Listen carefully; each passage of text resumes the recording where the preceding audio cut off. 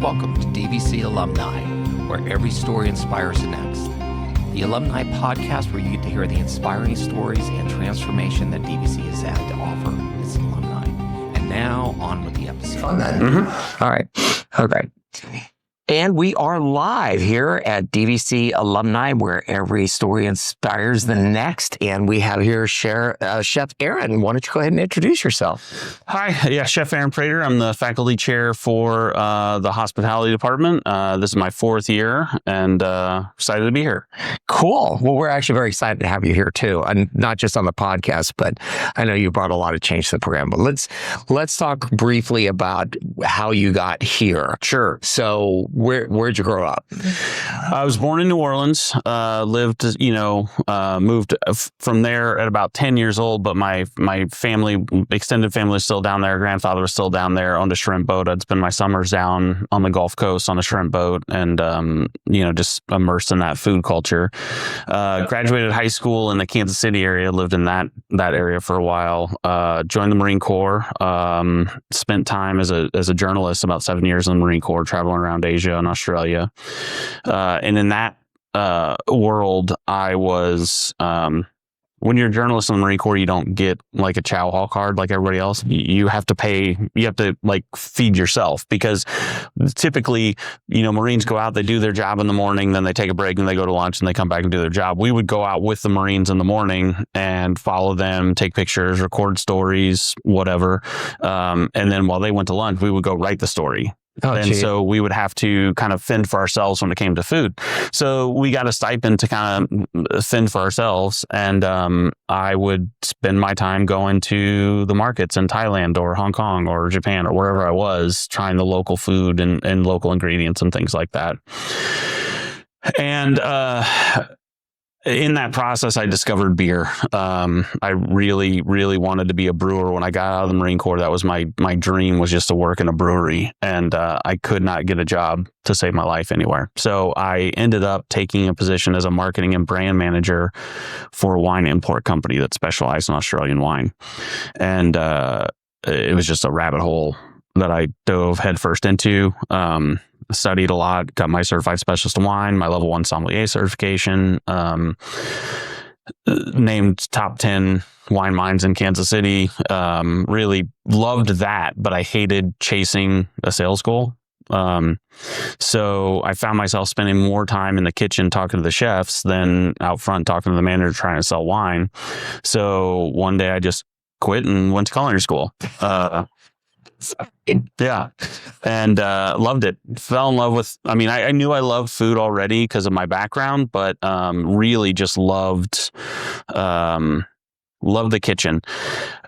But I had always avoided college. And so I went to a community college program similar to what DVC has. And I'm a huge proponent of the community college model, and I'll explain that in probably nauseum, right? But we had an apprenticeship model where you went to school full time and you cooked full time. And my first chef that I apprenticed under told me, he said, "Look, if you're going to spend 3 years in school and 3 years in kitchens, choose a different kitchen every year, because I'm going to teach you everything you need to know from me in that first year. And then I'm going to stop teaching you and just treat you like a worker." So I really took that advice to heart, and I soaked up everything I could from him, and then I moved on. And my second teacher was a really interesting one. He happened to be a culinary professor from France. His wife was an English teacher in France and did like a teacher exchange with a French teacher in Kansas City, swapped houses and lives, and he took a sabbatical and came along for the ride. So I had my own personal French chef, culinary instructor that I worked with every day for a year. And I would come in, I would ask, "Hey, how do I make coq au vin?" The next day he would bring in a recipe, and then we would make it together. And then the next day he'd say, "Okay, make it, go. You have an hour." And he would time me and push me every day. And it was one of the greatest experiences of my life. And I really, really loved it. And so after I graduated from culinary school, I was like, I think I want to be a teacher. I think that experience was great. And I was a terrible student. I hated school. I love learning, but school was never where I felt super comfortable in high school. So I went to France and I spent some time with Chef Florian and saw him teaching in the classroom. I was like, this is what I love. This is what I want to do. And so I really just refocused my education. I came back to the States. I applied and got a job at a high school, taught high school for a year, realized high school is not where I want to be. Found an opportunity at a community college and taught there for about 10 years and loved every bit of it. Just love sharing the weird, obscure, trivial knowledge of food, but also the how-tos and the whys, and to see that moment when a student understands what's happening and they get it, and they move from just copying what they're doing or just reading a recipe to creating and understanding that knowledge. And I realized that if I was going to be advocating for them to go to school, I should too. So I went back to college, got my bachelor's degree, and also worked towards a master's degree in sustainable food systems. And just really, really fell in love with the model of the community college education. So much so that the program I was at didn't have an opportunity for promotion because that school didn't allow for a chair in CTE programs. And so I couldn't be a faculty and be a director or a chair. So I looked for opportunities to move to a college that had that. And DVC was the first one I applied to and the one that I got. Wow. But I got some others, but the DVC was the one that I really wanted. Yeah. So I came out here to teach at this program to be responsible. Wow. That's quite a trail, and it's not uninteresting. No, there's a lot of twists and turns. Yeah. Well, I mean, I see where you fell in love with food. I mean, it's like I used to travel a lot for work, unrelated to the kitchen and so anytime I went someplace, it was always, go find the locals, and it's like, where's the best place to get? And then find out there's some obscure little place that, your life feels threatened if you go to, but food's great. The food's amazing. Right. Yeah. And it's just, I've kind of gotten to a point where I feel like that's almost the standard for great local. Well, right. Yeah, exactly. Yeah. And I do love New Orleans. I've only been there once, and the food was just amazing. It's such an interesting culture because while there are pockets of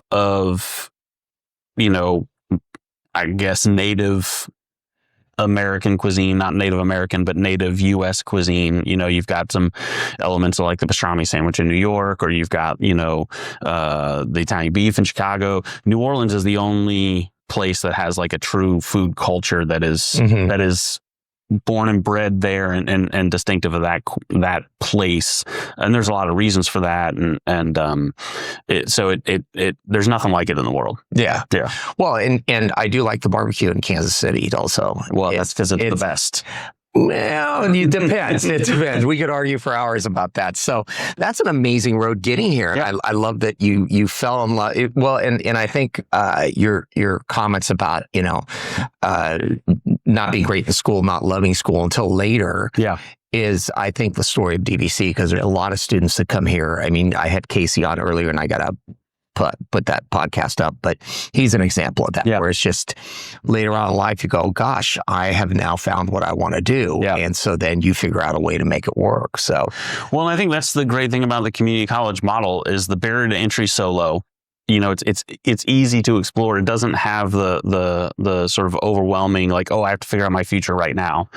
And you also have just a tremendous amount of faculty who are so passionate about what they do, about the teaching aspect of it, that it's really fun to be a student at a community college, because you get the opportunity to see and hear and do so much that I didn't get at the 4-year level or grad school level as much as I did at the 2-year level. Yeah. Well, and that's one of the things about DVC. It's the place where you get to find out what you want to be. Right. And so you take these classes and it's like, well, gosh, I'm pretty sure I don't want to do that. And you can change it. It doesn't cost you $1 million, or you don't have to make that call to your parents going, hey, guess what? I'm changing my major again. Yeah, exactly. And I remember getting those calls from my daughter, and I was just like, oh, pick one, kid. But yeah, it's the thing. So you got here, and I know that, so you got here during COVID. I got here just post-COVID. Just post-COVID, sort of like right as things were opening up was my first year. Okay. And that must have been interesting because I know all of well, I can't imagine trying to do culinary school by Zoom. It's impossible. I know that before I got here, I know DVC had tried to keep education going distance, but one of the things that is really important about that people understand about the way that we teach. I'm not teaching you how to cook. I'm teaching you how to cook professionally.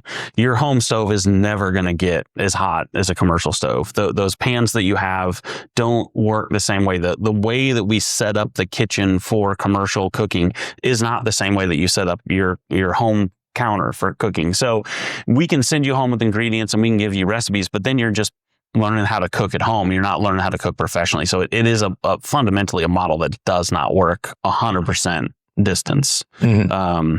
And I firmly believe that. So yeah, I came here right as we were sort of coming back to campus. Yeah. So you really had the opportunity to take kind of almost a clean slate and in a lot of ways. And so what was that transition like? Well, I moved into a department of me.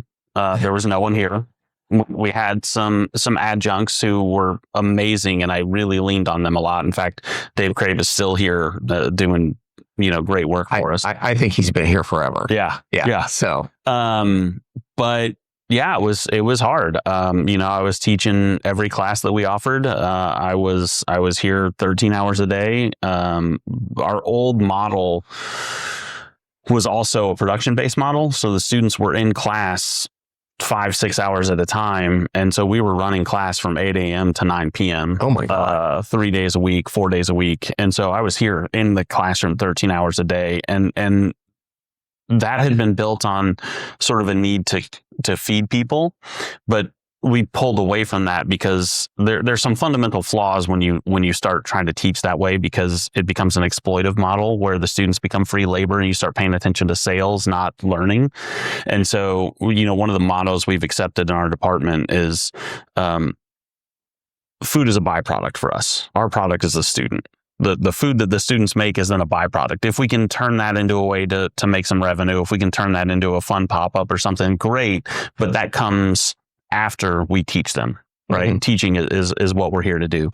So we reshuffled the entire curriculum to make it more student-centered and individual learning-centered, while at the same time we were rewriting the entire curriculum as well. So we were teaching out what we had, but in sort of, square peg round hole sort of thing, while we were writing everything. And so this year is the first year that the new curriculum has been unveiled, because that's a 2-year process to get it through all the approvals and everything, let alone the writing and the understanding. So, and in that time, we've since hired a couple more adjuncts. We've since hired a couple more full-timers. So we've got Chef Christine Chang and Chef Oscar Cabezas, who are godsends. I couldn't do what I do without them. Mm-hmm. Yeah. Well, I know that when I started here, gosh, it's 3.5 years ago. One of the things I noticed is the Norseman, which, I go back to DVC back when the Norseman was this funky building way over there, mm-hmm. and it's now much better, by the way.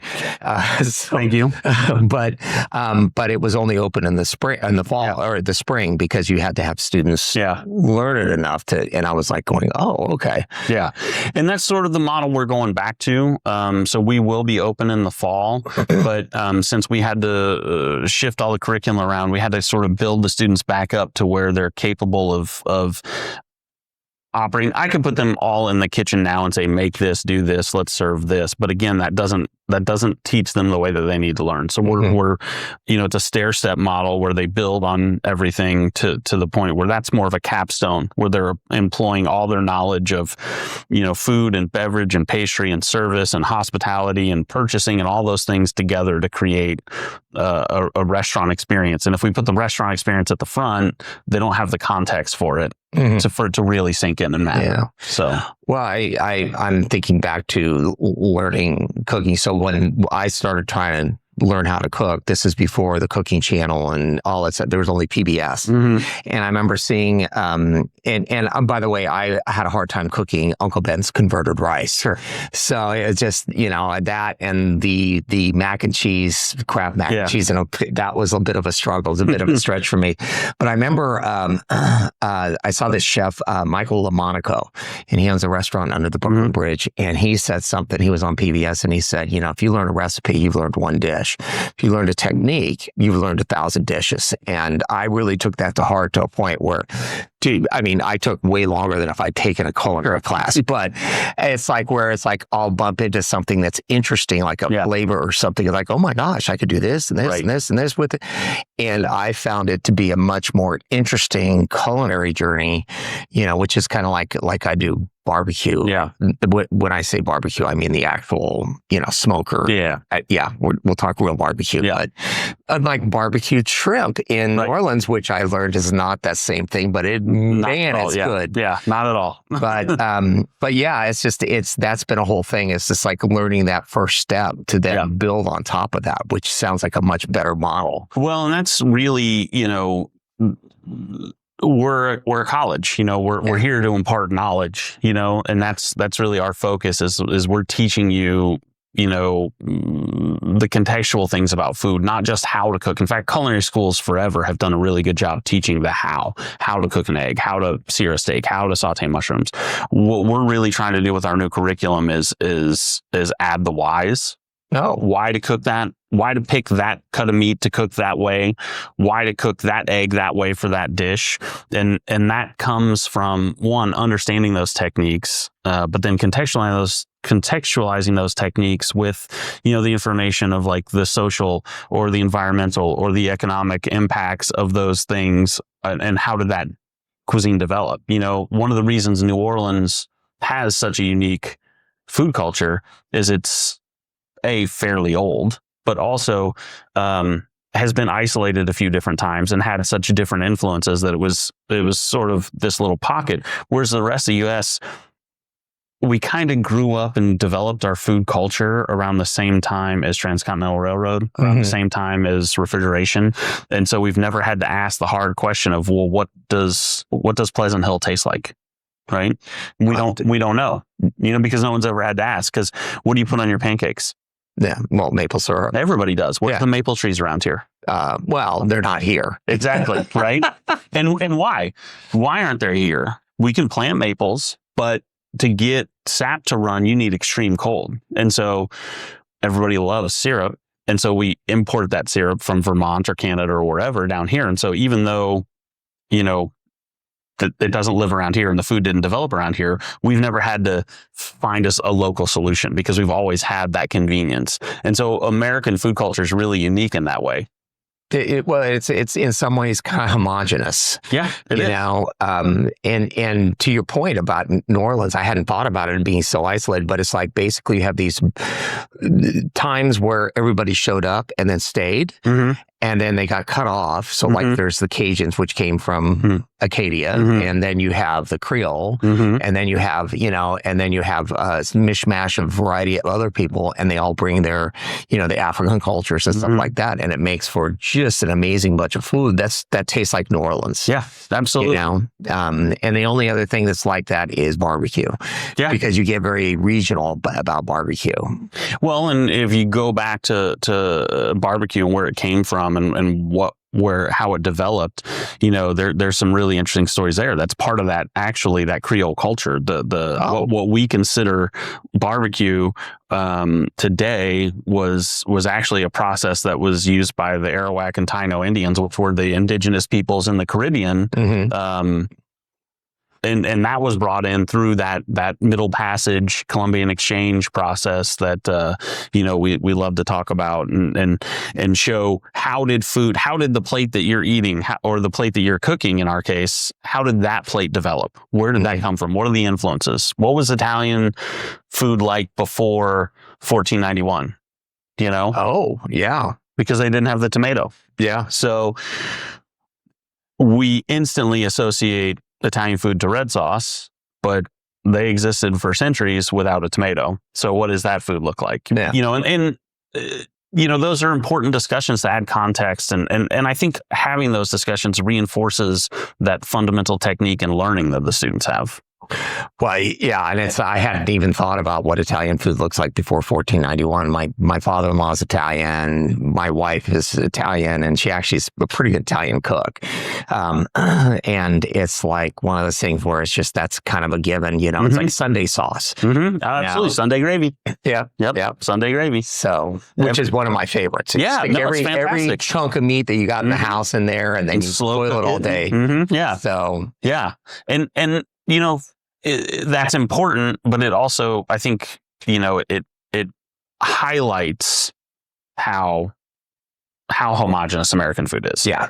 Right. Every little village in Italy has a different cuisine and a different wine and a different salami and a different cheese. One, because they all hated each other, but two, because you didn't have roads or bridges to get you across that river or through that mountain.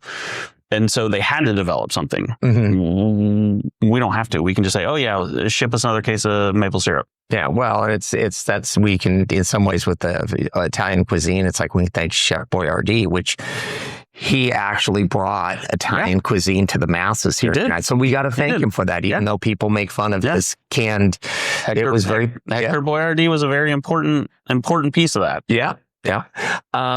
So speaking of cuisine and stuff, you've done amazing things in the program. You have an upcoming event. Yeah. So Alere, we're in our second year of Alere. This is our Food and Wine Symposium. And we call it a symposium because, again, we're in the business of teaching.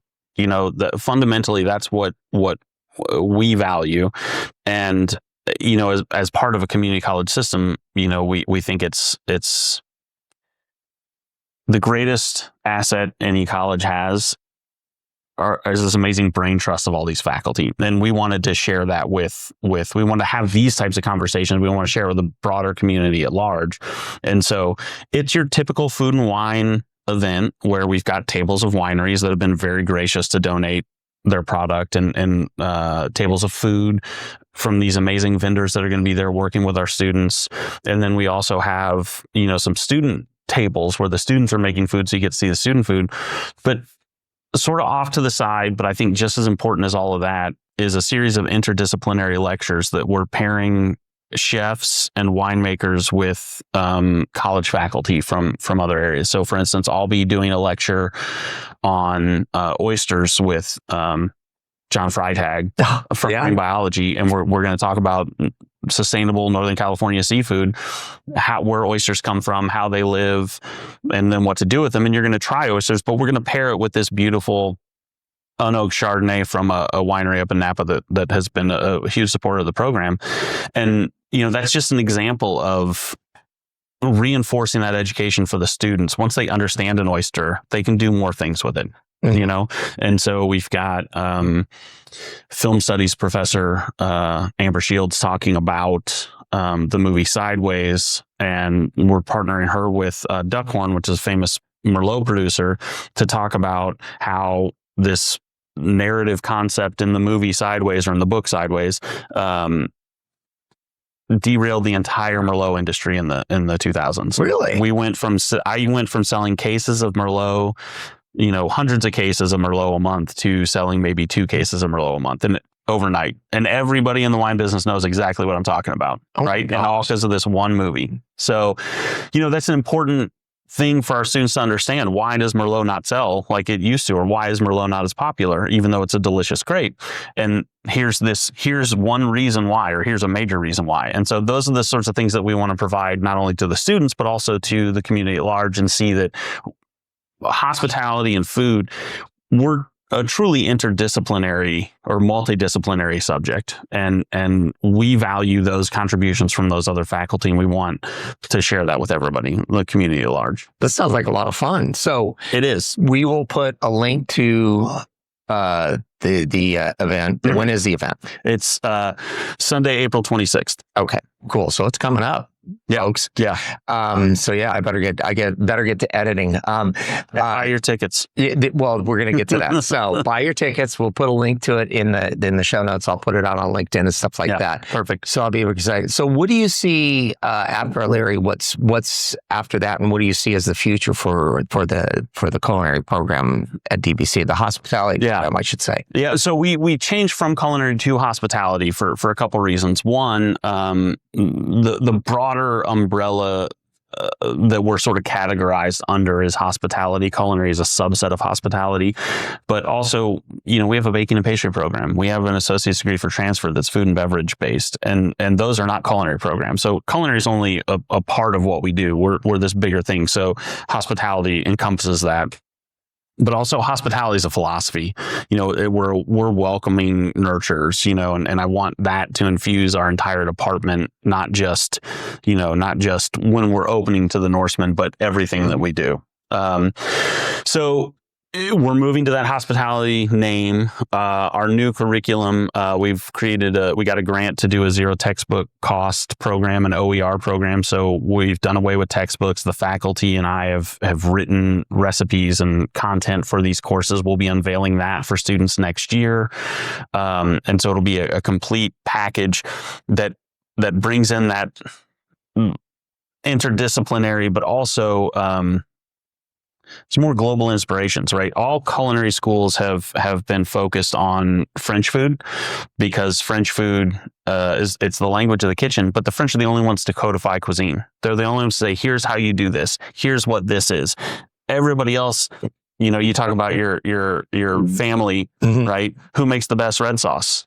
Well, it depends on whose house you're in. Yes. You know what I mean? Yeah. So there's a lot of books about Italian food, but there isn't like a definitive guide. And so one of the things that we've tried to do is bring in those global perspectives. We still teach the classic techniques and we still put it in the context of the French kitchen, but we add those other techniques of like, well, here's how they would do it in this country, or here's how they do it over here. Here's what the sofrito method looks like and how it differs in other places. And so that's an important piece to us because none of my none of my students, some of them are older than me. None of my students eat French food on a regular basis, come from a French background. They come from other places, and it's important to recognize the path that they took to get here and value the cuisine of their ancestry and heritage. And so that's the other thing that we're trying to do is have a more global perspective instead of just that classic Western European perspective, while bringing in those other ideas from other disciplines and bolstering education that way. We've got some fun projects. We've got our vending machine project that we're working on. We're still figuring out how to get those licensed appropriately because it's kind of a radical concept that people haven't done before. But soon people will be able to buy student food in a vending machine.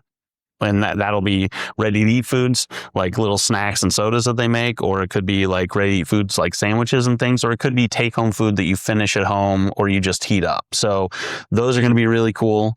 We're going to keep doing Alere. We've got our international trips that we're starting to develop to take our students internationally to see some of these things. I got really fortunate to travel internationally as a young man, and it really helped shape my world view, and I don't think I'd be the same without it. We want to create that opportunity for our students as well. Long term, we'd love to develop a bachelor's degree. California is one of the few states in the country that allows for bachelor's programs at the 2-year level, but as long as they don't compete with CSUs and 4-year schools. And we really feel like we've got a program that nobody else is doing, and it would not be competition because no one's really offered a degree in culinary because no one's really done a rigorous discipline study of it. And we hope to sort of build that. That would be amazing. That would be really good. Well, there's a lot of chefs out there that have an associate's degree and would love a bachelor's, but they just don't see a path forward. There's a lot of people who went to culinary school that dropped out. There's a lot of opportunity out there that we see, that we value the work that they put in. And so we're looking at a competency-based education model that is paired with credit for prior learning. So maybe you didn't finish your associates, or maybe you finished your associates, but you've been working in a really high-end kitchen. You have a lot of advanced knowledge. You can bring that in, test it with us, show that you know that knowledge. We could apply credit, and we could get people back into college and graduated, hopefully, ideally with a bachelor's degree in the future for minimal time and minimal money. That would be amazing. Because we know the value of the work that they're doing. Mhm. It has value, and you see that in other places. Other fields have that model, but no one's codified it here in hospitality and culinary yet. And Not yet. we're on the path. We're on the Not path. yet. Yeah. Well, I want to thank you for coming in. Yeah. Thank you so much. Absolutely. Thank you. This has been very entertaining. You have a much more colorful journey here than I had no idea. Yeah. So it was like, that's great. And we will post a way to buy the Alere tickets. Perfect. And we'll get this up as quickly as possible. Great. Thank you. Great. Appreciate it. All right. We'll Cool. see you soon. We'll see you. Yep. Thank you for tuning in to DVC Alumni, where every story inspires the next, the podcast for the DVC Alumni Association. You can contact us at alumni@dvc.edu with any comments, and be sure to leave a like and subscribe to our podcast.